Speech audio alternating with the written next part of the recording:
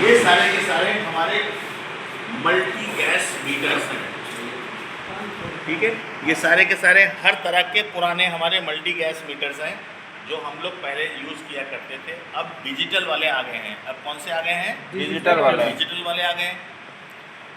हर gas metre की principal होता है, कोई कुछ जो है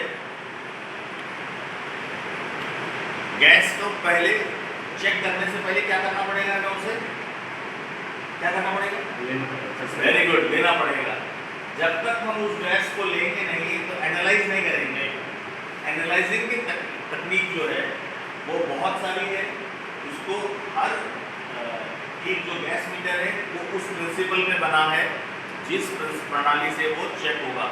तो first of all gas leak, उसको एनालाइज करने का तरीका होगा आपका spectrometric analysis. That means the behavior of the atoms present in that gas and their behavior। उसके लिए अंदर सेंसर्स होंगे। तो 80% ये इनमें सबकी बॉडी में क्या है? बैटरी है। 80% बैटरी है इसके अंदर, दे आर बैटरी ऑपरेटेड।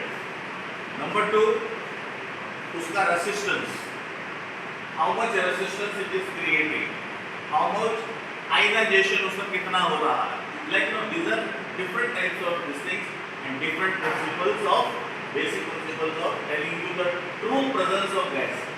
उससे उसकी गैस की क्वालिटी, गैस की नाम मालूम पड़ेगा। तो इन किसी को भी चेक करने से पहले हमें इसको कैलिब्रेट करना पड़ेगा। क्या करना पड़ेगा? कैलिब्रेट करने का मतलब है ये देखना कि ये ढंग से काम कर रहा है कि नहीं। फिर उस कमरे में जाएंगे, उस कमरे का 3-4 जगह से सैंपल लेंगे। कहाँ से लेंगे? जैसे मान लो इस कमरे में हूँ तो एक उस कोने में, एक इस कोने में, एक उस कोने में, एक इस कोने में और एक सेंटर में। तो मैंने 5 जगह का सैंपल लिया तो मुझे मालूम पड़ जाएगा इस समय गैस का कॉन्सेंट्रेशन कितना है इन ऑल द कॉर्नर्स। कुछ गैसेस जो है वेरी हैवी है, वेरी डेंस है, वो नीचे बैठी रहती है, नीचे बैठी रहती है। तो इसलिए और जमी रहती है, तो हमें क्या है हर कोने में जाके लेना जरूरी है। आप जब उसमें जाएंगे तो आपके पास एक अलग अपना गैस मीटर होगा, एक पॉकेट गैस मीटर होगा। अगर वो शो करता है तो आप चेकिंग नहीं करेंगे, सीधे बाहर आ जाएंगे, क्योंकि आपका गैस मीटर पहले ही बता रहा है कि उसके अंदर फलानी गैस है, बाहर आ जाओ।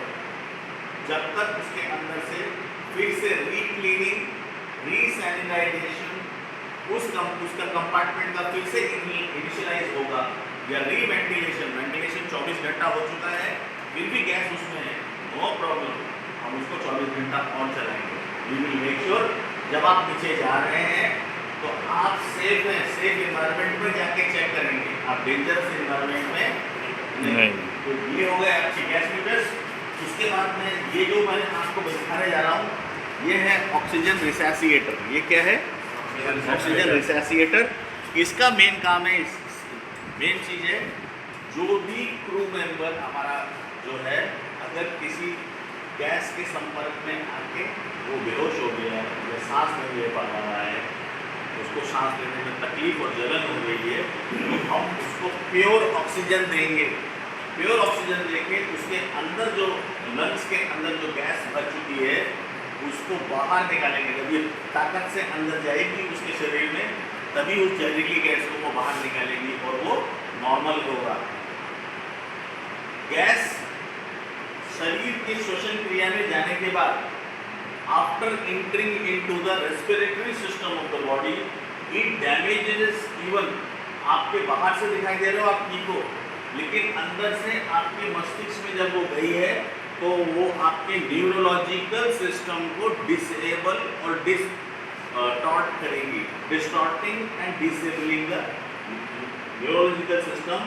और न्यूरोलॉजिकल सिस्टम अगर डाउन हो जाता है तो it affects your ability to walk, चलने की एबिलिटी, सोचने की एबिलिटी, करने की एबिलिटी, ये सबको कम करेगा। आपके सारे रिफ्लेक्सेस, योर डिफेंस मैकेनिज्म्स से लेके आपका जो भी लॉजिकल और इलॉजिकल डिसीजन जो भी आप लेते हैं या लेते थे, उसको भी डिस्टॉर्ट कर देगा, वो आपकी एबिलिटी पूरी खत्म कर देगा। इसलिए उस बच्चे को स्पेशली हम लोग मेडिकल सेंटर में रखते हैं, पूरा उसको ट्रीटमेंट करने के बाद फिर उसको अगर हालत फिर भी खराब लग रही है तो हम लोग उसको हेलीकॉप्टर बुलाते हैं, वो आएगा, उस क्रू मेंबर को लेके जाएंगे और प्रॉपर ट्रीटमेंट करेंगे उसका और उसको ठीक कर देंगे। Thank you.